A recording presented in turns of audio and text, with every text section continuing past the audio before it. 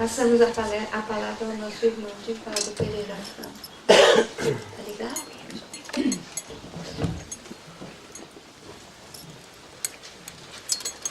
Senhoras, senhores, queridas irmãs, queridos irmãos espíritas, nossos votos cordiais de muita paz.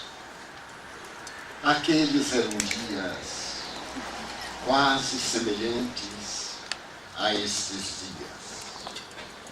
A velha Palestina, desde o governo de Pompeu, fora entregue à Síria, e a submissão do hebreu tornara-se uma escravidão dolorosa. O legado sírio comandava as aspirações do povo que se acreditava elegido por Deus. As provações tornavam-se insuportáveis, porque o governo central de Roma conhecia as lutas interminas daquele povo encravado no Oriente. Não poucas queixas chegavam daquele pedaço de terra aos ouvidos do imperador. Por outro lado, a comunidade hebraica em Roma desempenhava um papel de alta relevância. Herodes o Grande, que antecedera aqueles dias, fora colocado para submeter o hebreu ao tacão de um estrangeiro. Ele não era judeu, era asmoneu. E dessa forma havia uma luta político-religiosa entre o governante e os governados. Para atenuar a situação desagradável, Herodes optara por casar-se com uma princesa muito simpática ao povo hebreu, mas que também era asmoneia. Tudo seguia no ritmo mais ou menos de pavor, porque Herodes, o Grande, experimentava uma situação deplorável na área psicológica. Portador de esquizofrenia, ele se tornara célebre pela crueldade, sendo analisado por Giovanni Papini, o emérito escritor italiano, como o homem mais perverso do seu século. Para manter-se no poder, não tergiversara em assassinar os próprios filhos. E por essa razão, aconteceu algo inusitado no período de Herodes o Grande. Nasceu Jesus. Preservando seu poder e sabendo de que os 4 filhos mantinham seu caráter, ele havia dividido a Palestina em 4 regiões. Tratava-se de uma tetrarquia, mas preferimos situar-nos numa delas, na Baixa Galileia. Israel está dividido em situações geográficas muito particulares. Ali está a região mais profunda do planeta terrestre, onde se encontra o Mar Morto. São 400 metros abaixo do nível do mar Mediterrâneo. Porém, acima, decorrente de águas delicadas que descem do norte pelas montanhas, está a Galileia.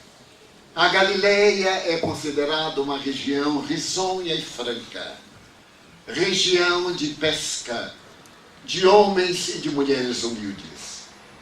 Cafarnaum, uma das suas cidades, é tipicamente a cidade de pescadores.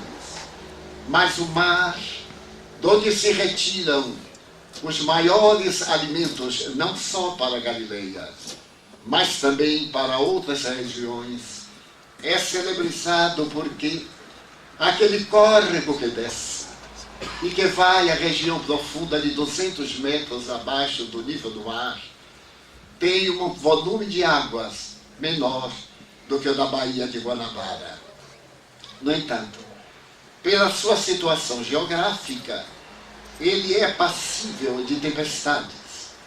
De repente, verdadeiros tufões sacodem-lhe as águas, e a tempestade varre aquela região que se encontra praticamente dentro do vale.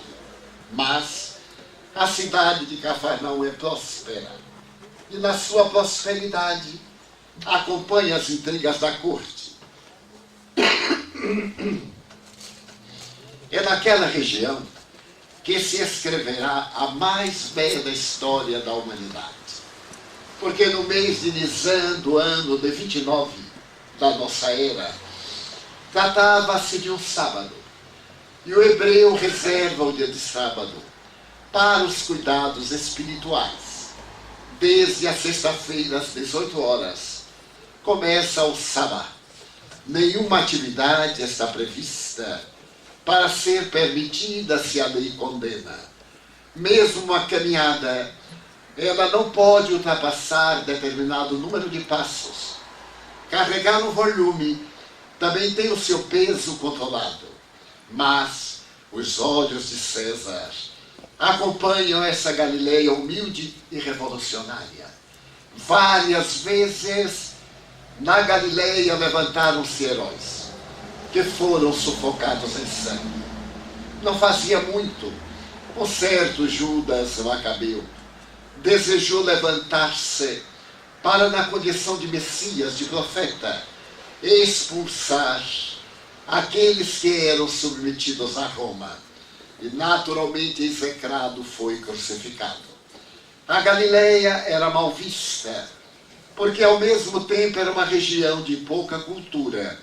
O hebreu normal frequentava a sua casa religiosa, e ali era escola, era santuário político, era também vida social, até hoje. E a Galileia cada vez mais parecia não suportar a dominação de Roma. De repente, no sábado, pela manhã, há um certo ruído na praia.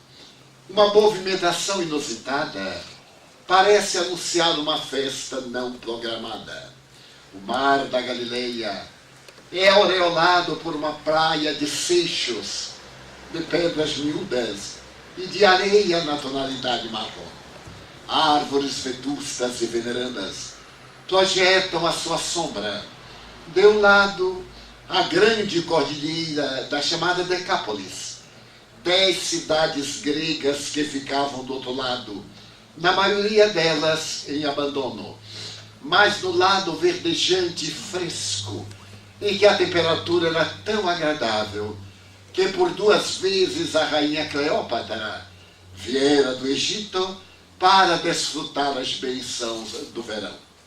Aquela Galileia romanesca e doce, onde medram as flores miúdas e as mangueiras desajeitadas, salpicadas de frutos saborosos, é também a região silvestre da balsamina, do lírio do campo e das rosas de Sharon.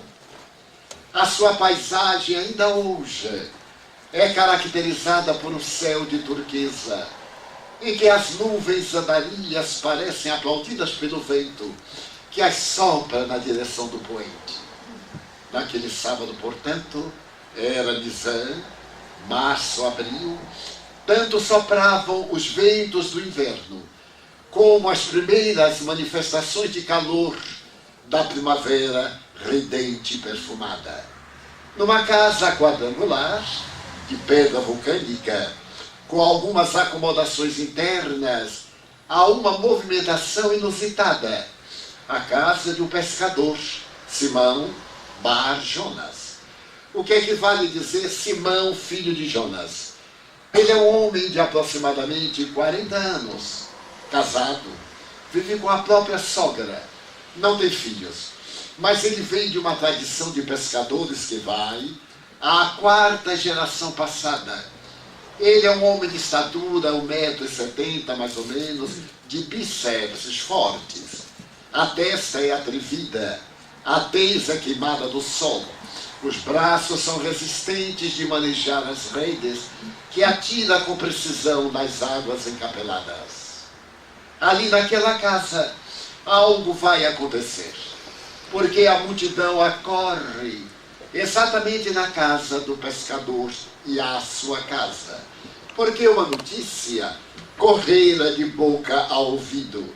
Não há melhor propaganda do que essa verbal. Quando você conta a alguém, se lhe pede segredo.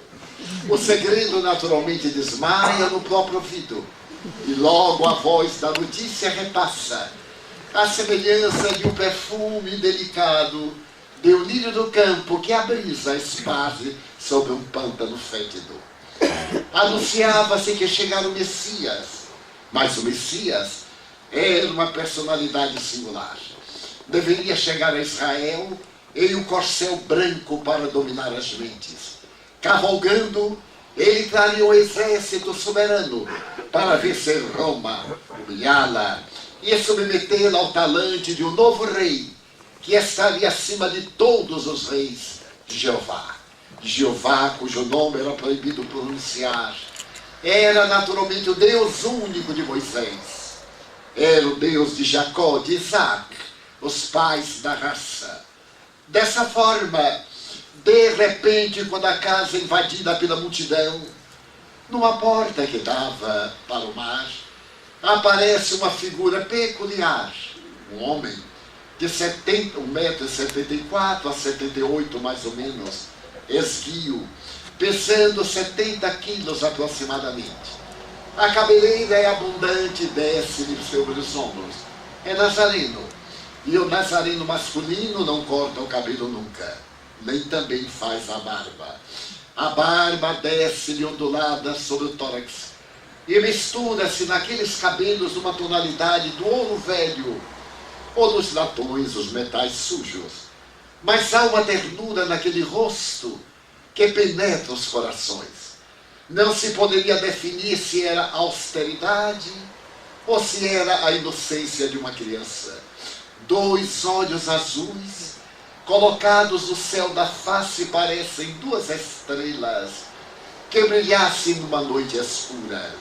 O nariz anguloso, com a característica hebreia e o queixo muito bem desenhado, dão-lhe a postura de um grande conquistador. Ele sorri, mas o seu sorriso é mais uma expressão de carinho sobre aquelas almas atormentadas que silenciam ante a dúlcida magia do seu olhar. O seu olhar é tão suave como um perfume, e a sua voz, que agora se ergue, faz lembrar uma flauta, tocada à distância que o vento traz os seus acordes. E ele, descerrando os lábios, ante o silêncio que se fez natural, disse: eu vos trago a minha paz. Não a paz que o mundo oferece, mas aquela paz que somente eu a posso dar. A paz do coração. A paz do mundo é resultado da guerra, dos conflitos, da dominação de uns sobre outros. Mas eu vos trago a dúlcima paz da tranquilidade. Eu venho trazer-vos a suavidade do reino dos céus, que está emboscado no próprio coração. As pessoas cerram os olhos. Ali estão leprosos, prostitutas, ébrios e aleijados. Ali está a ralé, como se chama em hebraico, Am-ha-haretz. Não vale nada os homens da terra, aqueles que são deserdados de esperança e do menor carinho. E eles cerram os olhos e ouvem aquela voz que lhes penetra como um bálsamo, suavizando a ardência de feridas abertas e chagas vivas. A minha paz. A minha paz somente eu a posso dar. Porque para que ela penetre o amor como se for um unguento, que atravessando os poros da pele chega até a intimidade do coração, é necessário amar.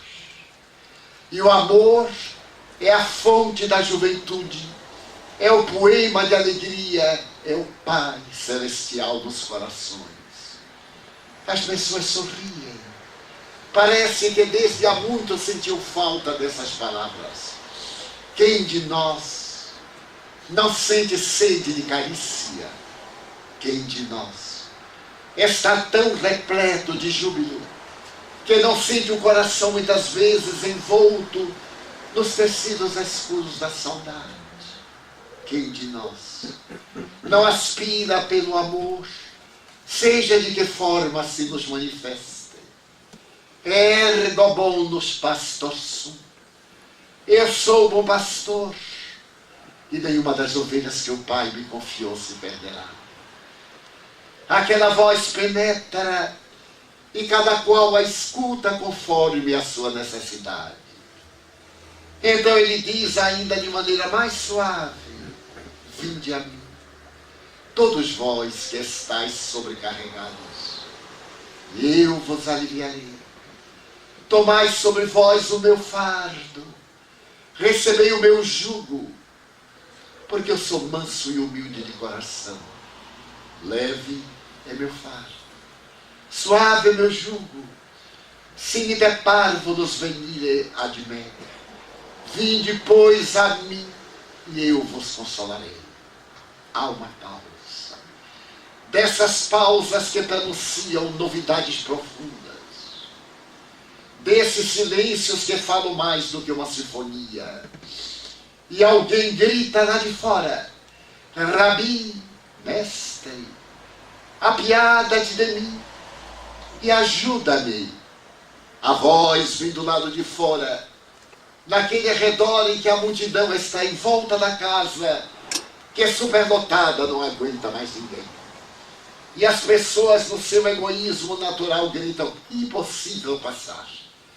Digam a este louco para que se cale. Mas a voz aboia, uma sinfonia de dor e de ternura: Rabi, apiada-te de mim. Eu sou paralítico, Senhor. E alguém diz: leve-no pelo telhado. Porque as casas da época mantinham um pátio superior com uma claraboia, para poder entrar os ventos alísios do entardecer, refrescar o pátio e entrar na intimidade da casa. Uma escada de granito e de substância vulcânica é agora balançada por passos apressados que sobem na direção do pátio de cima, e todos olham. As sombras bailam na claridade do dia. O sol derrama dardos luminosos sobre a terra. E há uma inquietação e expectativa muito grande, quando de repente aparece uma esteira lodacenta, amarrada nas quatro pontas por cordas vigorosas, e desce.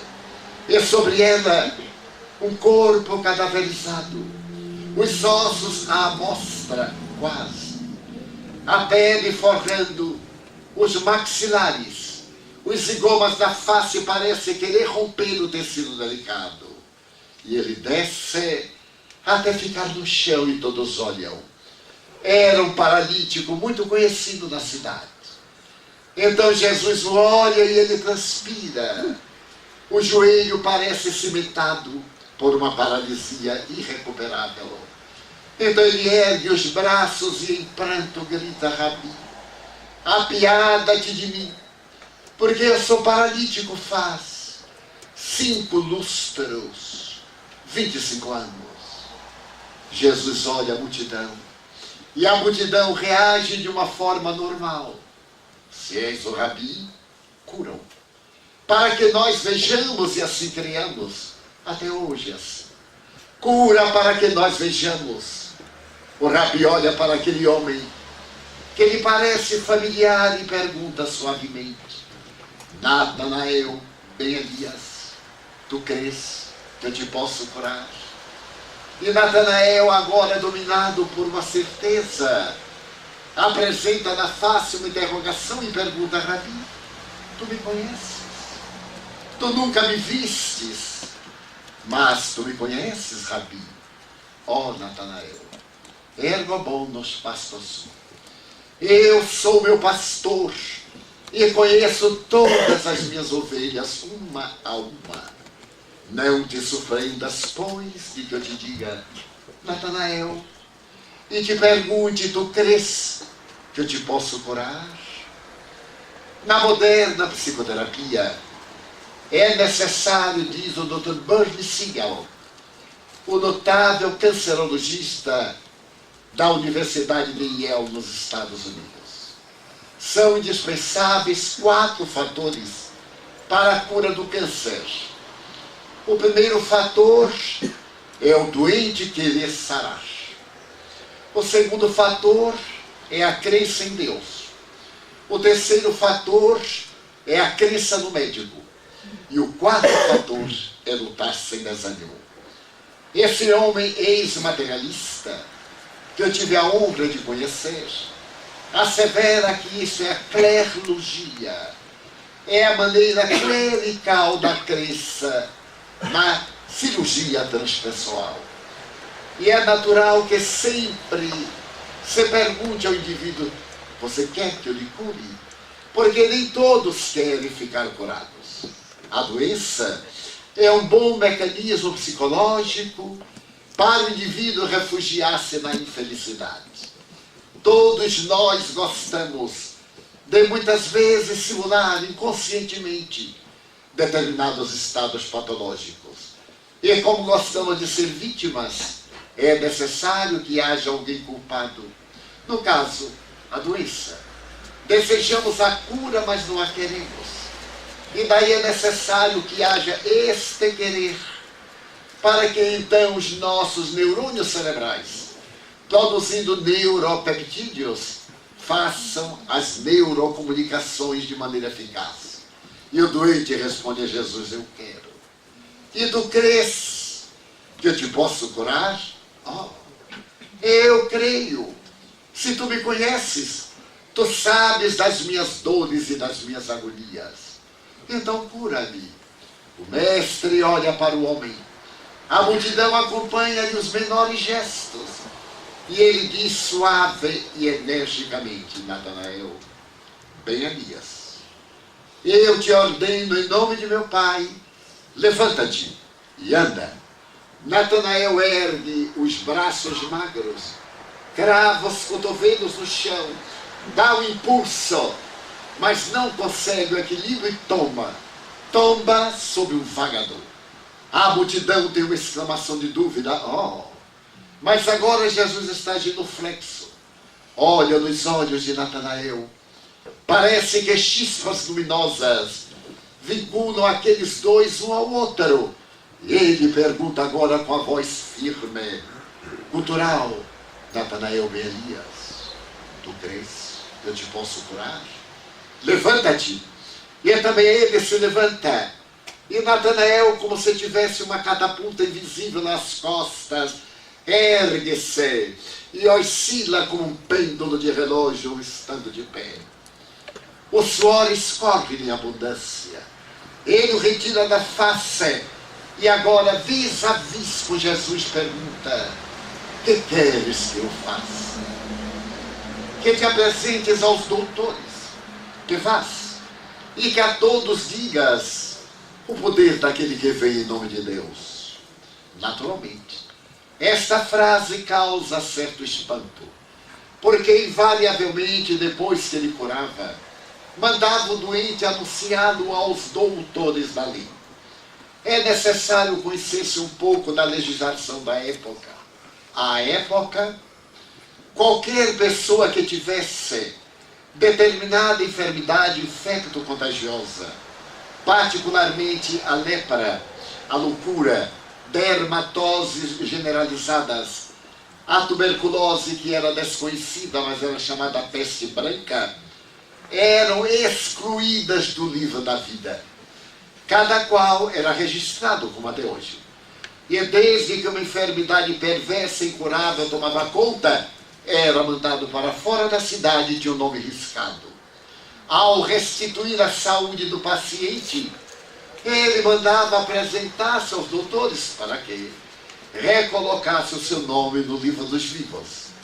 E Natanael enrola a esteira, dá um grito: aleluia, hosanas ao Filho de Deus. A multidão abre alas e ele desaparece. Um silêncio mortal. A expectativa agora é uma surpresa.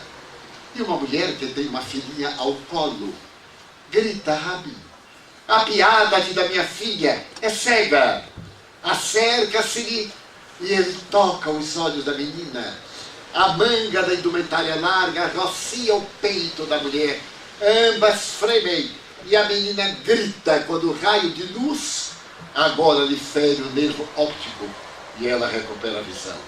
E alguém grita: Rabi, mestre, Senhor, ajuda-me, cura minha lepra, ajuda-me no transtorno, Senhor. E Pedro, o dono da casa, estava na outra porta da sala de entrada e exultava, dizia-se de si para consigo: que felicidade! O Rabi está na minha casa. Que felicidade ter o mestre! Quem não teria essa felicidade? E olha para o Rabi como se for um cão São Bernardo, atendendo alguém de eterna expectativa de amor. O dia murcha na boca do entardecer. E quando o sol declina e apenas fica o leque de ouro com as últimas plumas, coroando as nuvens daquelas tonalidades fortes e douradas, o mestre olha para Pedro com uma expressão indefinível. A multidão curada ia e mandava nova multidão de deserdados. É sempre assim. Porque a terra é uma escola-hospital ou um hospital-escola. Somos todos doentes da alma. E sempre estamos à cura, na sua procura, para as enfermidades do corpo. Mas naquele momento, depois de um dia de desgaste, o mestre olha para Simão e Simão compreende: o mestre estava cansado. Era transcendente, mas era humano. Então Simão se exalta, empurra as pessoas e grita: ide, ide para fora. O Rabi está cansado, ide, ide. E toma do Rabi com imensa ternura. Essa ternura, esse carinho, essa mão de seda que lhe escorre pelos cabelos abundantes, leva-o à praia. Jesus havia elegido a natureza como seu tabernáculo e o mar. Aquele mar cantante, de ondas, à semelhança de bordados de mirro, como rendas que se despedaçam nas praias marrons, beijando suavemente as areias frescas. E leva Jesus até uma pedra, à sombra de uma figueira vetusta. A noite desce sem preâmbulos. As primeiras estrelas piripilam no céu longínquo, cintilando uma doce canção de infinito. E o mestre sentado, escutando o barulhar das águas do mar, está no silêncio profundo que comove Pedro, sentado no chão, olhando aqueles olhos transparentes perdidos no infinito. Subitamente, a doce claridade de prata da lua, que se arrebenta nas águas agora transparentes do mar, Pedro percebe que ele chora. Ele pergunta: Senhor, tu choras, ó Pedro? Sim, mas deve ser de alegria, porque hoje é o dia que se inscreve na pauta da nossa vida. Tu curaste. Eu conheço pessoalmente a Natanael Ben Elias, o miserável, a quem sempre leva os peixes que restam depois do meio-dia. Há muitos anos, faz muitos anos que eu o socorro.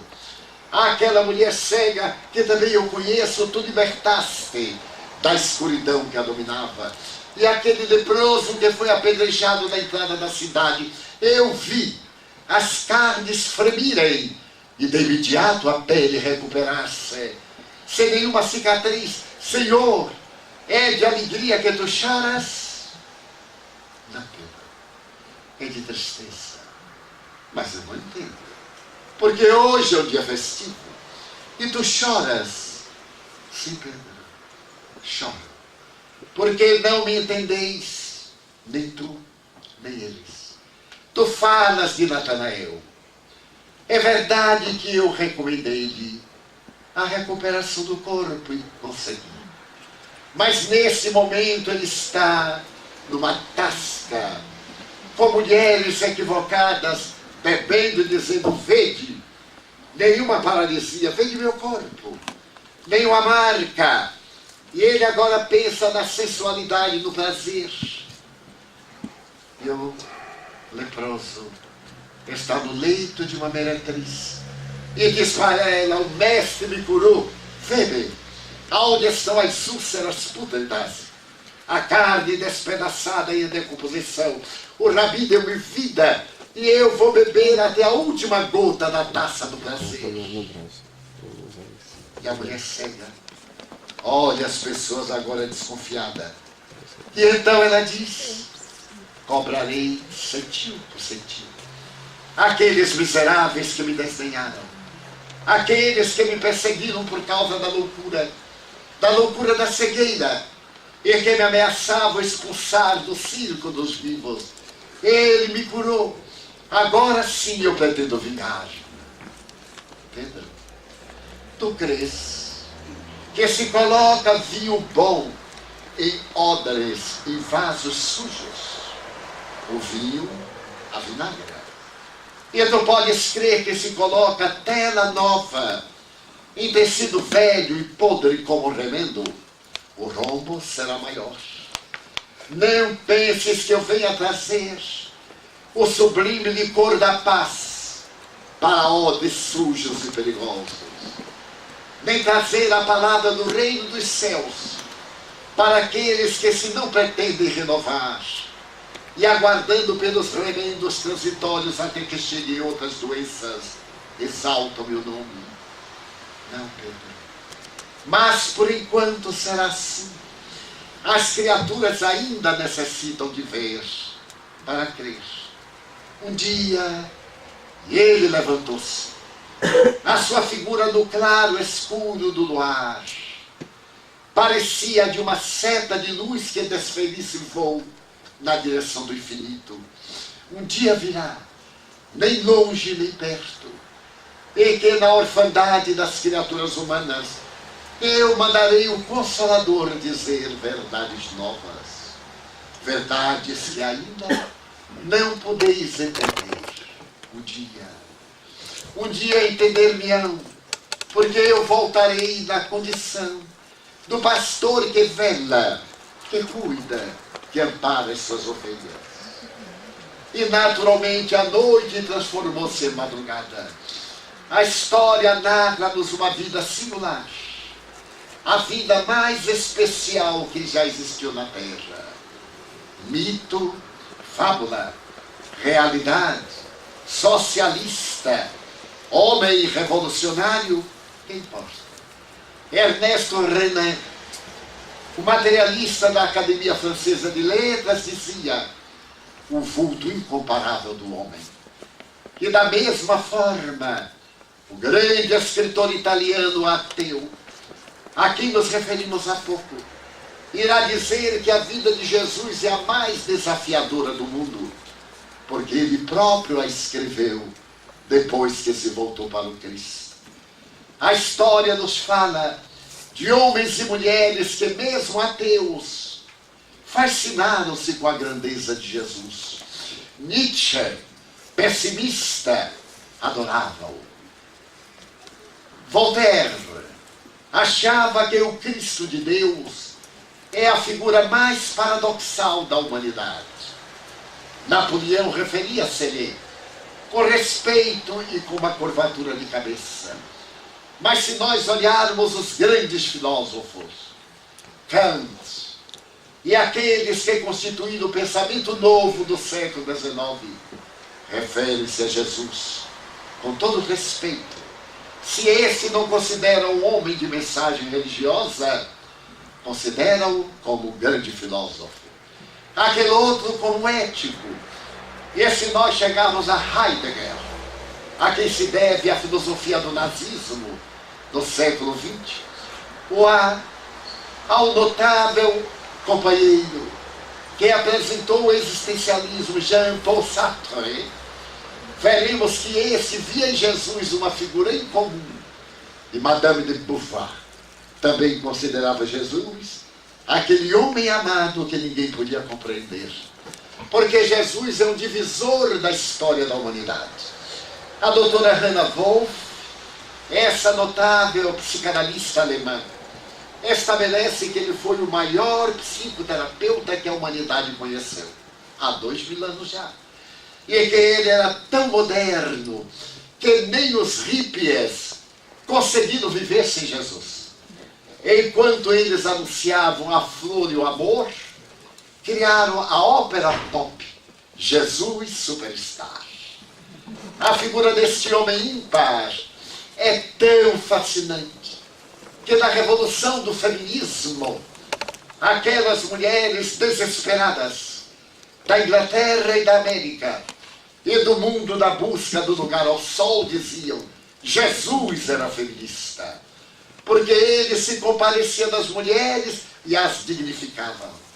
Porém, o mais notável é que as mulheres foram muito mais fiéis do que os homens. No Calvário, só havia um discípulo do sexo masculino, um rapazito de 18 anos. Mas nós, mulheres, estávamos lá. Maria, a meretriz de Magdala, Maria de Jerusalém, Maria, a Santíssima, a Verônica, Miriam, e citavam as mulheres como exemplo de estoicismo, que não podiam continuar vítima da situação discriminatória do machismo tradicional. E ganharam a guerra. Hoje encontramos mulheres notáveis, como a primeira-ministra da Alemanha, como a presidente da República do Brasil, agora demitida, um fenômeno histórico e político, mas também a primeira-ministra do Chile, e quantas outras na Ásia muçulmana. A mulher destacando-se pelos valores da sua grandiosidade moral, pela sensibilidade hormonal, pelas manifestações da sua manifestação de ternura. Jesus era feminista e dedicava a sua atenção à mulher por considerá-la não um ser superior, mas um ser digno dos valores atribuídos ao homem. É este Jesus que, durante 2 anos e 2 meses, revoluciona a história. Os seus feitos, verdadeiros ou não, a sua mensagem de vida testemunhada por milhares de pessoas, merecem hoje, das neurociências, estudos muito especiais. Da física quântica, ele ultrapassou os limites da antiga física newtoniana. Se avançarmos para o conhecimento dos astrofísicos, veremos também Jesus à frente desta notável ideia da pluralidade dos mundos habitados. Credes em Deus? Crede também em mim. Na casa de meu pai há muitas moradas. Senão eu vou, no dia dito, vou preparar-vos lugar. Mas eu sou o caminho, a verdade e a vida. As muitas moradas na casa do Pai, exatamente aquelas que brilham no universo, e que a cultura dizia que as estrelas eram lâmpadas mágicas que Deus colocava à noite para diminuir a escuridão. Quanta santa ingenuidade! Ao tempo em que afirmavam, como os gregos, que o mundo tinha a forma de um disco, tendo por capital Atenas, para os gregos, tendo como centro Jerusalém. Qualquer viagem na direção do oeste ou do leste caía no abismo e era a criatura devorada pelos dragões. Até que, em Portugal, Vasco da Gama parte do coração de Lisboa pelo Rio Tejo, adentra-se pelo Atlântico, viaja na mesma direção e prova a esferosidade da Terra. É o período da Revolução, o século XVI, o século XVII. A religião dominadora cede lugar agora a novas perspectivas. Mas logo depois que ele morre, a criatura humana é dominada por um certo fascínio. E nós temos 225 anos de perseguições inclementes. Os historiadores do cristianismo afirmam que foram levados ao holocausto aproximadamente 1 milhão de mártires, que deram a sua vida cantando hinos de alegria pela glória imensa de o amar, de o servir. e a sua doutrina feita de ternura é um tratado de filosofia que explica quem somos, de onde viemos, para onde vamos, porque sofremos, já que o Talmud e toda a doutrina que diz respeito ao Sinédrio é reencarnacionista. A reencarnação estava na escola neoplatônica, essa notável escola que foi criada por Amônio Sacas, no ano 150 da nossa era, caracteriza-se pela presença de Agostinho de Hipona, o homem mais lúcido dos séculos III e IV, que a Igreja considera seu primeiro doutor, e que nos escreve o De Profundis, o Confiteor, a Cidade de Deus, 30 volumes. Escritor ímpar, ele é o primeiro autopsicanalizador, porque ele faz a sua confissão dizendo: eu era perverso. Eu me comprazia em roubar, em furtar, em fazer o mal. Eu me comprazia em ter uma vida devassa. Bem, devassa para ele era trocar de parceiras, mas não tinha parceiros simultâneos como hoje, é muito comum. E eles se consideravam ser abjeto até encontrar Jesus. Depois de encontrá-lo, ele tem a oportunidade de dizer: nunca mais a concupiscência perturbou meu sentimento, nem meu coração. Sem considerarmos Orígenes, que escreveu a história da futura igreja, numa obra chamada A Doutrina dos Princípios. Tertuliano, que escreveu a doutrina da apologética. Proclus, e o número notável de homens e mulheres neoplatônicos que restauraram a filosofia de Platão eram cristãos. E encontraram a mensagem de Jesus como um doce bálsamo para a ardência das aflições humanas. Até o dia em que Constantino, guerreando o adversário político em Roma, sobre o rio Tíbere, na ponte Milvia, venceu a luta sobre Maxêncio e tornou-se imperador de Roma. É curioso, narra a lenda ou a história que ele teve um sonho. Ele odiava o cristianismo. Estamos no ano 312 da nossa era. E ele teve um sonho peculiar. Se tu colocares nos estandartes, nas bandeiras de guerra, esta frase e este sinal, tu vencerás a guerra. Com este sinal vencereis, escrito em latim. E ao acordar, por via das dúvidas, ele mandou colocar em todas as bandeiras e bandeirinhas aquela frase significativa. E lutando contra Maxêncio, que desejava também o império, aquele perdeu, e ele tornou-se o primeiro imperador da nova era. No dia 13 de julho do ano 313, na cidade de Milão, ele lança o edito, dizendo que a partir daquele momento o cristianismo podia ser adotado em Roma e tinha liberdade de prática. E ele próprio torna-se cristão. E desse momento de liberdade, o cristianismo começa a deperecer, a perder a sua grandeza. Porque toda vez quando saímos de um cativeiro e buscamos a liberdade, não sabemos o que é a liberdade.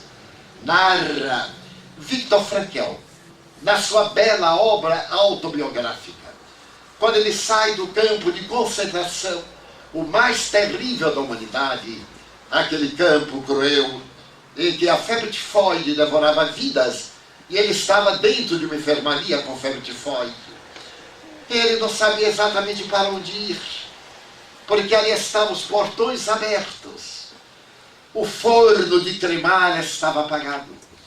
A fumaça de carne humana havia desaparecido. Então ele, que era um grande psiquiatra vienense, pergunta o que é a liberdade. Um pedaço de papel, o nosso passaporte. Ele é a nossa liberdade. Transitamos de um lado para o outro e a nossa vida está estabelecida naquele pedaço de papel pardo amarelado, ou de qualquer outra cor. E então ele diz que o primeiro passo do indivíduo que se torna livre é a libertinagem. O excesso de liberdade, porque não tem limite. desde a punição escravocrata ao desejo imenso do prazer. Depois é que vem o equilíbrio. É o que nós estamos vivendo no sentido ético. Descemos as mais baixas expressões da carnificina, do individualismo, do sexismo, do erotismo e de todas as nossas funções de natureza orgânica e emocional. E constituímos uma sociedade triste, angustiada, depressiva, atormentada pelo pavor, como se a nossa consciência nos desse uma culpa de algo que não temos lembrança. Heranças de priscas eras do passado, heranças que estão na atualidade. E a partir de 313 o cristianismo emurcheceu, porque se uniu ao poder da igreja, e a estátua de Júpiter Capitolino, em bronze, foi derretida, e logo de imediato se construiu, através dela, a estátua de São Pedro, que está na porta da direita da entrada da igreja de São Pedro do Vaticano, em Roma. Então saímos de um politeísmo e voltamos a outro politeísmo. Não adorareis imagens, nem daquilo que está nos céus ou nas águas, porque eu sou o vosso Deus que vos tirou do Egito, da casa da servidão. Primeiro mandamento da lei de Deus. E que com muita habilidade as religiões cortaram e colocaram apenas amar a Deus sobre todas as coisas. É farsa. Consulte-se a Bíblia e lá está, conforme acabamos de dizer. Mas eu sou um Deus que perdoa em toda geração, mas que castiga a partir da 4ª geração. Como da 4ª geração? Então eu pratico um crime e na 4ª geração alguém vai pagar? Sim. Porque na 4ª geração serei eu mesmo. Eu não posso pagar na 2ª, porque eu não posso ser meu filho. E raramente poderei ser meu neto, embora aconteça. E ele diz, em outras traduções, a partir da 3ª e da 4ª geração. Daí muita gente dizer, está pagando os crimes do avô. É o avô que voltou. Não há dúvida. Essa é uma das teses da doutrina da reencarnação, da boca de Deus, entre aspas, dos espíritos que ditaram a Moisés no Monte Sinai o Decálogo, o mais notável código de ética. Quando terminou a Primeira Guerra Mundial e os americanos foram envolvidos, ao ser assinado o Tratado de Paz, as nações estabeleceram os itens. E o então presidente da República Americana ficou tomado de surpresa, porque eram tantos itens, que ele se irritou em determinado momento e disse, curioso, Deus, regendo o universo, se contentou com 10 itens. E nós não contentamos com livros e livros de leis, para mim bastam 10 itens. Mas Gandhi e Jesus disseram, basta amar. Porque os outros 9 são consequências naturais daquele primeiro. Quando ama, o indivíduo respeita pai e mãe. Quando ama, não calunia. Quando ama, não furta nem rouba. Quando ama, então é necessário apenas um mandamento eu vos dou, que vos ameis uns aos outros. E a história prossegue até o momento do ano 552, quando Justiniano, imperador do Oriente, decreta que a reencarnação é uma heresia. E a partir dali os reencarnacionistas são perseguidos e cremados pela Santa Inquisição. São devorados pelo exílio, atirados às masmorras pelo crime, de acreditarem na multiplicidade das existências. Vem então o século XVII, e o materialismo de origem grega do atomismo renasce, através de 3 grandes pensadores, Hobbes, Gassendi e Locke. Curiosamente, Gassendi é sacerdote. Locke também é sacerdote, crê em Deus, mas acredita que a criatura é uma formação de átomos, no conceito grego. E quando esses átomos se desarticulam, vem a morte. Locke pensador inglês, materialista, diz: eu só creio no que os meus sentidos tocam. É o século XVII. Mas é também o século de Blaise Pascal, de Lord Bacon. É o século notável dos grandes construtores da nova humanidade. É o período que dá lugar à aceitação do heliocentrismo, a velha doutrina do geocentrismo, da Terra como centro do universo, cai. E as criaturas humanas vão agora compreender a grandeza do pensamento de Johann Pascal e de tantos outros que estabelecem os códigos da ciência para o século XVIII, o século das luzes, o período em que o iluminismo francês enriquece a terra da magia, da cultura, da sabedoria, da iluminação. E logo depois aparecem as figuras inolvidáveis de Pestalozzi, nascido aqui na Suíça, ao lado de Voltaire, de Condorcet, de Montesquieu, de Diderot. E a 14 de julho de 1789, começa o grito da liberdade, da fraternidade, da igualdade, a Revolução Francesa. Não mais o poder absoluto dos reis, não mais a teocracia. Deus que fique no seu lugar e deixe a terra para nós. As lutas dos insígnios revolucionários derrubam a Bastilha e de imediato lançam em 1792 as bases dos direitos humanos. Já não somos escravos, nós temos liberdade. Os direitos da mulher.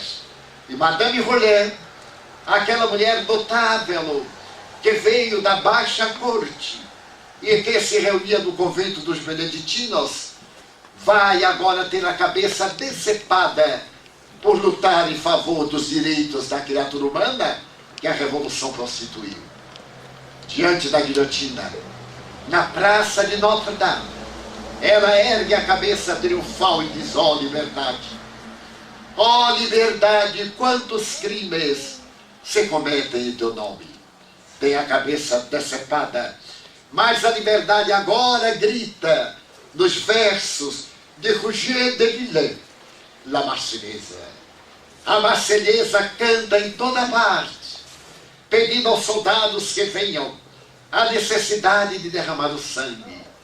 A luz enfants de la patrie grita nas almas e a França ergue a bandeira das liberdades. E quando mais tarde Napoleão Bonaparte restaura a necessidade de voltar ao Império, no dia 2 de dezembro de 1804, em Lyon, nasce Hippolyte Léon Denis Rivail, um espírito que por volta de 1514, aqui próximo da cidade de Constança, teve a vida incinerada por causa da intolerância de um jovem cardeal que dele tinha ciúme. Queimado aqui, na cidade de Constança, que ele ergue um monumento à nossa vista praticamente, Ian Rus, Ian Pato, é colocado ali na fogueira. E quando uma mulher muito ignorante atira uma acha de lenha para aumentar as labaredas, ele a contempla sorrindo de sanctas ingenuidade, a ignorância, e olha para a multidão e diz: hoje vós assais o pato, porque Rus, em tcheco, eslovaco, significa pato ou ganso. Mas um dia virá uma ave de luz que voará tão alto que as vossas labaredas não o alcançarão. No ano seguinte, um homem notável religioso de 82 anos, o jovem sacerdote de Praga, professor de latim, é queimado no mesmo lugar pelo crime de pedir a religião que falasse o idioma nacional. Na época, o alemão nesta região, porque a República Tchecoslovaca, como também a antiga parte deste terreno, pertenciam à Germânia. E é pelo crime de discordarem dos crimes praticados pelo papado, eles pagam com a vida. Nasce, então, aproximadamente 400 anos, uma criança em Lyon, que vai estudar em Verdun, com o Insigne Pestalozzi. A partir dos 8 anos de idade, sua mãe leva-o de trem de Lyon a Verdun. E esse menino, aos 15 anos, substitui o mestre, o pai da escola moderna. Esse Pestalozzi que fascina, esse homem que se ajoelha diante da criança, para que ela não tenha medo do adulto que lhe parece um gigante. Ele que é protestante, lá no museu, está aberta a Bíblia na página que ele estava lendo quando morreu, ao lado do seu óculos. Ele cria uma nova mentalidade. A religião dizia que a criança é um adulto em miniatura.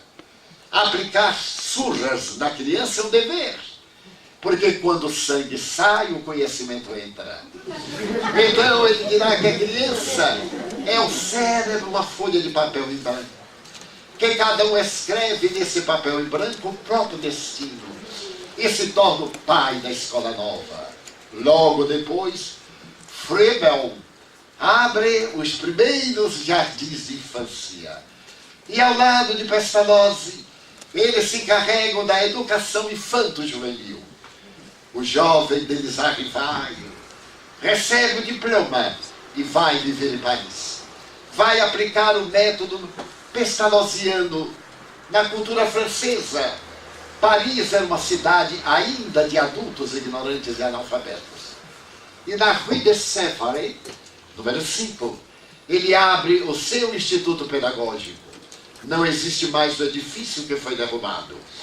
E ali, Hippolyte Léon Denis Rivaio, le professeur Rivaio, começa a lecionar matemática, gramática e outras doutrinas e se torna um emérito mestre. A escola vem à falência, porque ele era maior educador do que financista. Ele vincula-se a um tio, abre um negócio, e o tio, muito sábio, rouba-o cinicamente. Aliás, há uma anedota que eu acho notável. Havia 2 homens, um que tinha dinheiro e o outro que tinha inspiração. Fizeram uma sociedade. O que tinha inspiração ficou com dinheiro, e o que tinha dinheiro ficou com inspiração. Como era natural. E novamente abre falência. E com seu caráter reto, ele trabalha afanosamente no teatro como escrivão, como contabilista, para pagar as dívidas. Mas depois de ter libado seu nome, por volta de 1852, fenômenos curiosos que vieram dos Estados Unidos, através de Southampton, na Inglaterra, invadem Paris. E Paris, que é então a capital da moda, começa a atender a esses fenômenos. Havia um ditado que dizia: melhor ser vaiado em Paris e no mundo inteiro desconhecido, do que ser aplaudido no mundo inteiro e em Paris ignorado. Mas se dizia também que tudo começava em Paris. Paris era a cidade das luzes. A moda começava de manhã, as ideias nasciam pela madrugada, ficavam velhas ao meio-dia, morriam de noite, porque no outro dia eram novas ideias. A cidade que nos deu Chateaubriand, o extraordinário gênio, que nos deu a literatura das mais belas, sem nenhum desprestígio para as outras nações, que até hoje dita a moda e o toque de beleza. Ali então o menino, agora o jovem, agora o adulto, casado com uma suave miniaturista, Amélie Gabrielle Baudet, a doce Gabi, ouve falar desses fenômenos inusitados e a insistência de um velho amigo que se dedicava à hipnose, ao transe. Ele vai assistir os fenômenos, a mesa que se agita, le table tournante. E então ele vê aquela mesita, o tampo de madeira arredondado, uma haste central e 3 patas. As pessoas põem a mão em cima do tampo, fazem perguntas e a pata da mesa se levanta e responde através de sinais. Mais tarde se concebe o Ijá, aquela placa com as letras e o ponteiro, que se pondo o dedo, a letra, ou melhor, aquela pequena parte movimenta-se e escreve, sem que a pessoa deseje, pode botar 10 dedos um em cima do outro. E cada qual tem uma ideia, e a resposta é lógica. O professor Rivaio olha o fenômeno e diz, é uma fraude. Eu não posso conceber que uma mesa que não tem nervos nem cérebro possa pensar, até que me provem o contrário. E a mesinha respondeu, mas não é a mesa que pensa, somos nós, as almas dos homens que viveram na terra. Nós pensamos.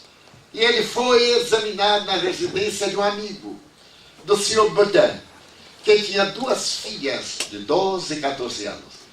Ele havia chegado da Martinica. A Martinica era uma ilha que pertencia à França. Era uma ilha de fumageiros. E ele tinha 58 cadernos de perguntas aos espíritos, respondidas através das meninas e das reuniões que se fizeram. Ele realiza um questionário dos mais impressionantes, desde a paleontologia até a ética, desde os fenômenos da psicologia profunda até os da psiquiatria, desde as pesquisas da física, da botânica e das doutrinas então vigentes, até as análises da física quântica. Na questão 540 desse livro, eles dirão, tudo evolve, nos leva a Lavoisier, nada se perde, tudo se transforma em natureza. Tudo evolve, desde o átomo primitivo. Até então, se acreditava que o átomo era indivisível, átomo, que não pode dividir. O A é negativo, o tomo é a divisão. Então, desde os gregos até o momento em que o Röntgen consegue encontrar os raios X, até o momento em que se descobrem as várias ondulações, Madame Curie consegue encontrar a radioatividade na Sorbonne, depois de pesquisar toneladas e toneladas de Beck-Blender. E logo depois, Einstein, por volta de 1905, apresenta o rascunho da teoria da relatividade do tempo e do espaço, na velha equação, E igual a mc2. Portanto, elevada à segunda potência. Nós vamos perceber que nesta obra de ciência, há perguntas das várias doutrinas, mas ele pergunta também aos espíritos qual o ser mais elevado que Deus nos ofereceu para servir-nos de modelo e guia. Jesus é o ser mais elevado da humanidade. E essa doutrina nova vai receber um nome.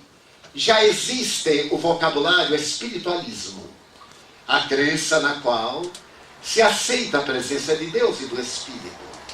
Mas a nova doutrina aceita isso e muito mais. A reencarnação, a comunicação dos chamados mortos, a pluralidade dos mundos habitados. Ele então cria uma palavra, espiritismo. É um neologismo por ele criado, que é uma ciência que estuda a origem, a natureza, o destino dos espíritos e as relações que existem com o mundo material.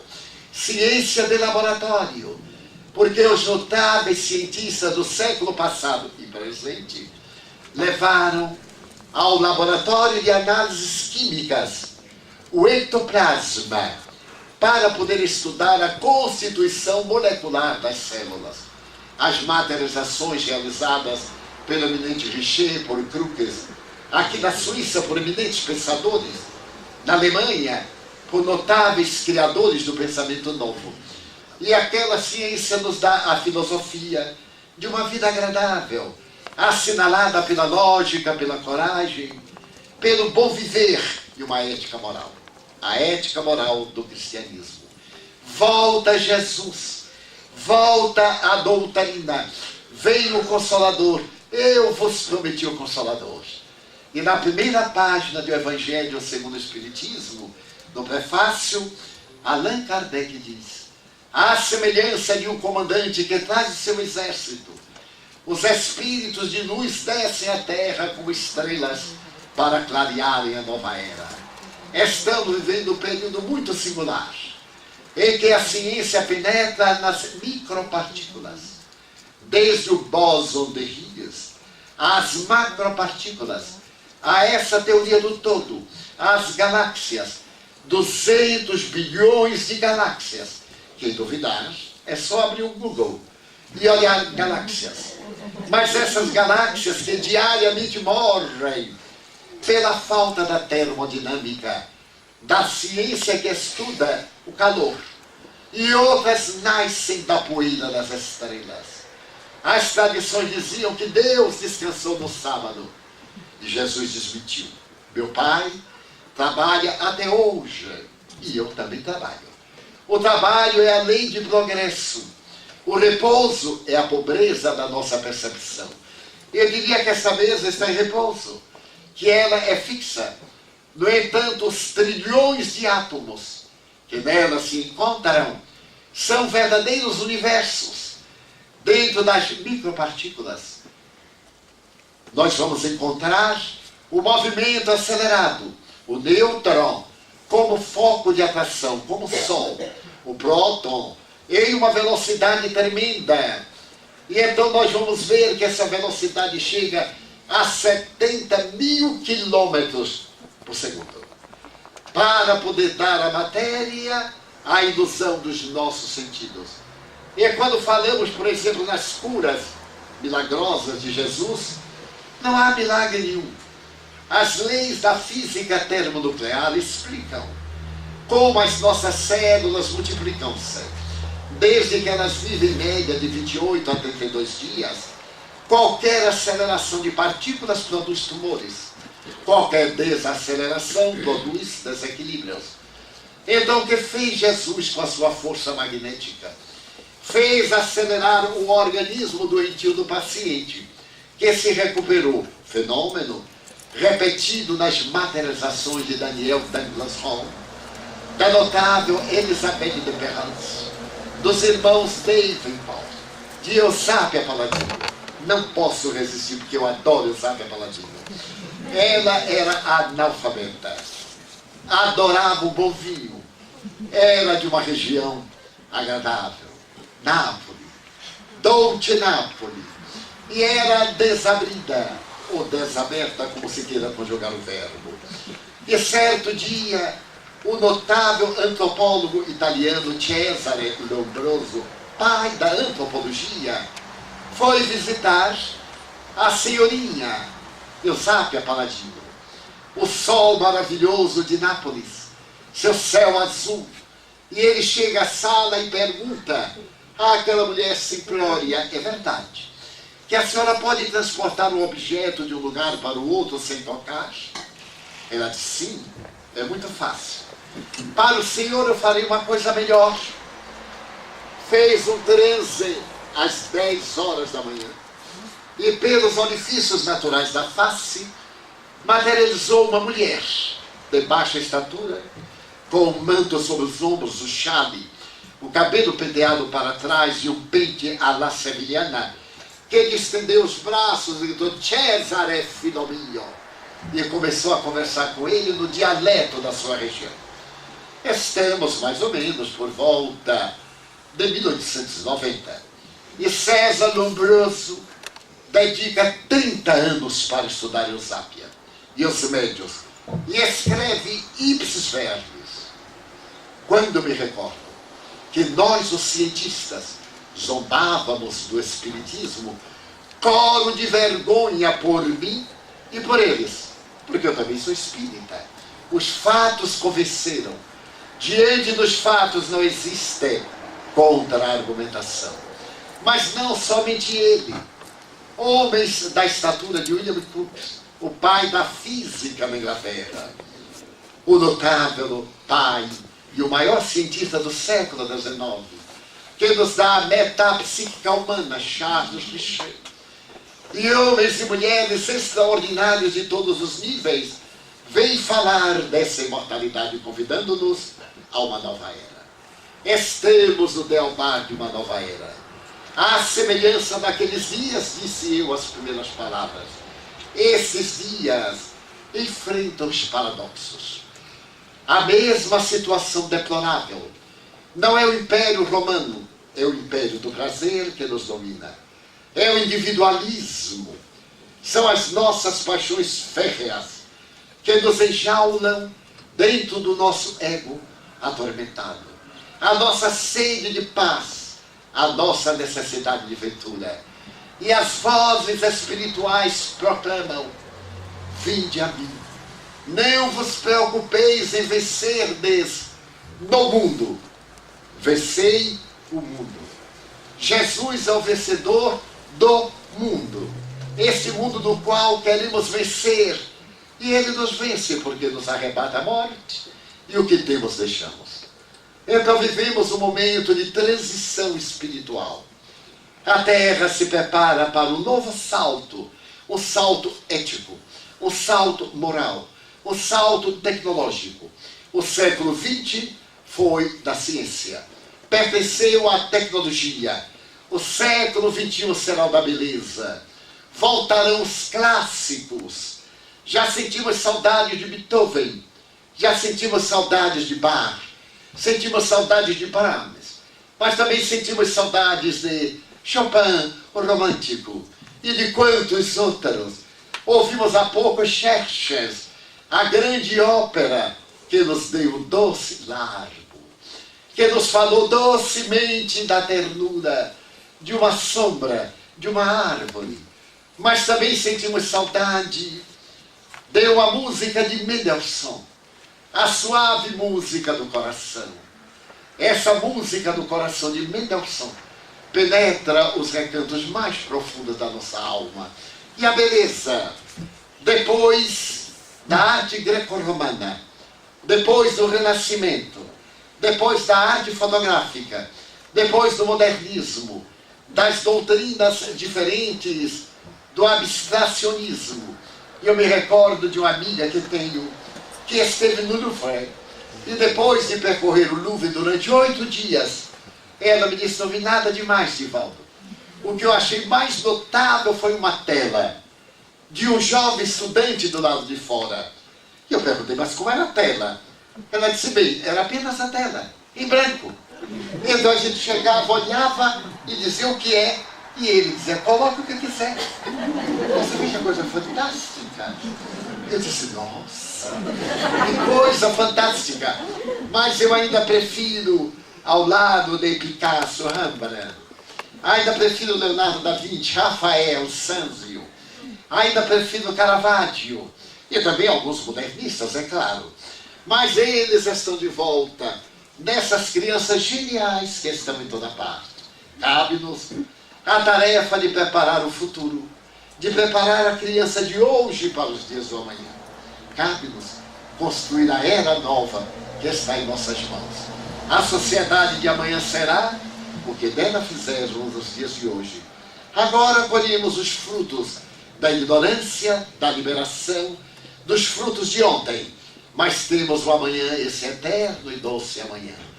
Então, ao pensar na oportunidade de estar em nossa casa, enquanto vínhamos até aqui, elucubrei que deveria fazer um pouco de história, de passar pelas páginas do cristianismo para dizer, o Espiritismo não veio curar corpos que voltam a adoecer, veio curar almas, colocar em nós o sal da terra, porque o corpo é cheio de vicissitudes. São 3 bilhões de células que obedecem ao ritmo da mitose. É natural, portanto, que nós estejamos horas bem, horas não bem, horas más. Basta uma noite mal dormida e logo teremos um problema do fígado, a bilis no intestino, um estado diarreico. Basta que tenhamos o entusiasmo e tomemos um cálice de vodka. E de imediato nós teremos uma reação de esfogueamento. É um organismo, uma contrariedade, ou uma alegria. E naturalmente o riso estará estampado em nossa face. e a plenitude tomará conta do nosso coração. É esse o Cristo de Deus que nós procuramos.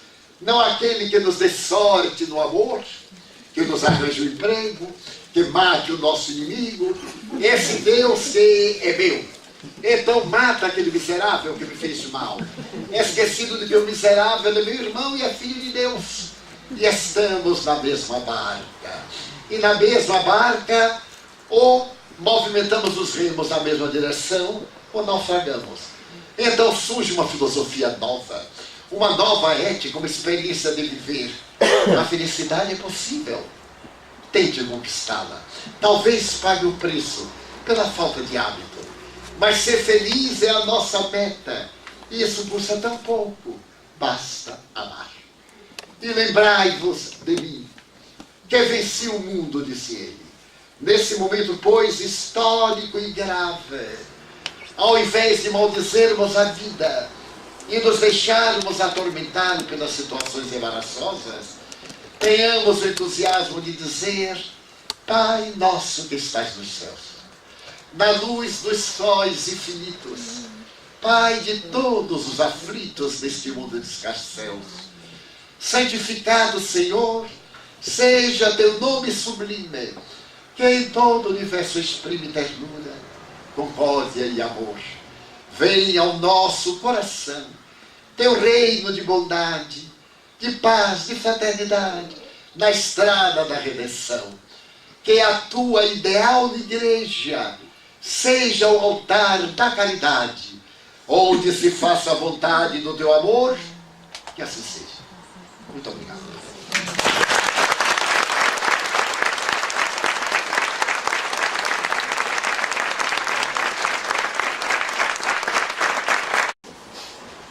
Passamos a palavra ao nosso irmão Divaldo Pereira Santos. Tá ligado?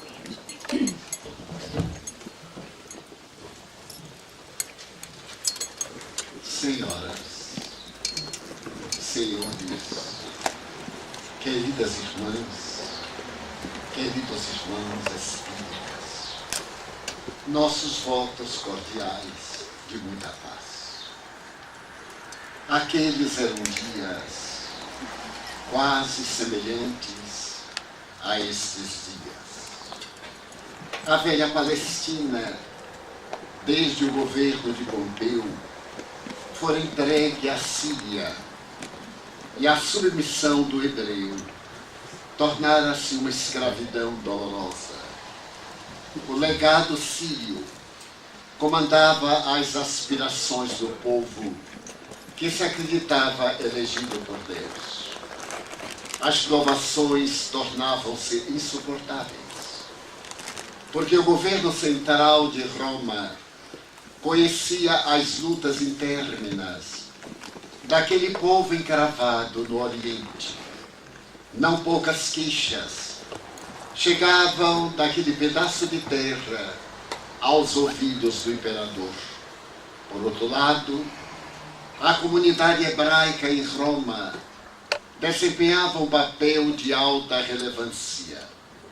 Herodes o Grande, que antecedera aqueles dias, fora colocado para submeter o hebreu ao tacão de um estrangeiro. Ele não era judeu, era asmoneu. E dessa forma havia uma luta político-religiosa entre o governante e os governados.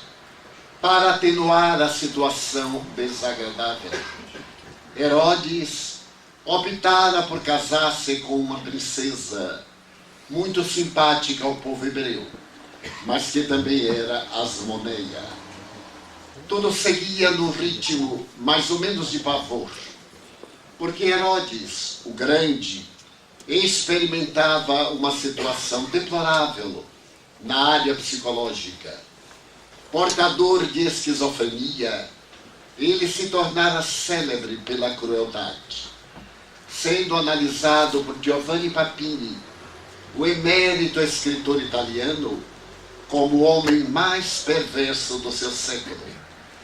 Para manter-se no poder, não tergiversara em assassinar os próprios filhos, Por esta razão, aconteceu algo inusitado no período de Herodes o Grande. Nasceu Jesus. Preservando seu poder e sabendo de que os 4 filhos mantinham seu caráter, ele havia dividido a Palestina em 4 regiões. Tratava-se de uma tetrarquia, mas preferimos situar-nos numa delas, na Baixa Galileia. Israel está dividido em situações geográficas muito particulares. Ali está a região mais profunda do planeta terrestre, onde se encontra o Mar Morto. São 400 metros abaixo do nível do mar Mediterrâneo. Porém, acima, decorrente de águas delicadas que descem do norte pelas montanhas, está a Galileia. A Galileia é considerada uma região risonha e franca, região de pesca, de homens e de mulheres humildes. Cafarnaum, uma das suas cidades, é tipicamente a cidade de pescadores. Mas o mar, de onde se retiram os maiores alimentos, não só para a Galileia, mas também para outras regiões, é celebrizado porque aquele córrego que desce e que vai à região profunda de 200 metros abaixo do nível do mar, tem um volume de águas menor do que o da Baía de Guanabara. No entanto, pela sua situação geográfica, ele é passível de tempestades. De repente, verdadeiros tufões sacodem-lhe as águas, e a tempestade varre aquela região que se encontra praticamente dentro do vale. Mas a cidade de Cafarnaum é próspera, e na sua prosperidade acompanha as intrigas da corte. É naquela região que se escreverá a mais bela história da humanidade. Porque no mês de Nisan, do ano de 29 da nossa era, tratava-se de um sábado. E o hebreu reserva o dia de sábado para os cuidados espirituais. Desde a sexta-feira, às 18 horas, começa o sabá. Nenhuma atividade está prevista para ser permitida se a lei condena. Mesmo uma caminhada, ela não pode ultrapassar determinado número de passos. Carregar um volume também tem o seu peso controlado. Mas os olhos de César acompanham essa Galileia humilde e revolucionária. Várias vezes na Galileia levantaram-se heróis que foram sufocados em sangue. Não fazia muito, um certo Judas Macabeu desejou levantar-se para, na condição de Messias, de profeta, expulsar aqueles que eram submetidos a Roma. E naturalmente execrado foi crucificado. A Galileia era mal vista, porque ao mesmo tempo era uma região de pouca cultura. O hebreu normal frequentava a sua casa religiosa, e ali era escola, era santuário político, era também vida social, até hoje. E a Galileia cada vez mais parecia não suportar a dominação de Roma. De repente, no sábado, pela manhã, há um certo ruído na praia. Uma movimentação inusitada parece anunciar uma festa não programada. O mar da Galileia é aureolado por uma praia de seixos, de pedras miúdas e de areia na tonalidade marrom. Árvores vetustas e venerandas projetam a sua sombra. De um lado, a grande cordilheira da chamada Decápolis, 10 cidades gregas que ficavam do outro lado, na maioria delas em abandono, mas no lado verdejante e fresco, em que a temperatura era tão agradável que por 2 vezes a rainha Cleópatra viera do Egito para desfrutar as bênçãos do verão. Aquela Galileia romanesca e doce, onde medram as flores miúdas e as mangueiras desajeitadas, salpicadas de frutos saborosos, é também a região silvestre da balsamina, do lírio do campo e das rosas de Sharon. A sua paisagem ainda hoje é caracterizada por um céu de turquesa, em que as nuvens andarilhas parecem aplaudidas pelo vento, que as sopra na direção do poente. Naquele sábado, portanto, era Nisan, março, abril, tanto sopravam os ventos do inverno, como as primeiras manifestações de calor da primavera ridente e perfumada. Numa casa quadrangular, de pedra vulcânica, com algumas acomodações internas, há uma movimentação inusitada. A casa de um pescador, Simão Bar Jonas. O que equivale dizer Simão, filho de Jonas? Ele é um homem de aproximadamente 40 anos, casado, vive com a própria sogra, não tem filhos, mas ele vem de uma tradição de pescadores que vai à 4ª geração passada. Ele é um homem de estatura, 1,70 m mais ou menos, de bíceps fortes. A testa é atrevida, a tez é queimada do sol.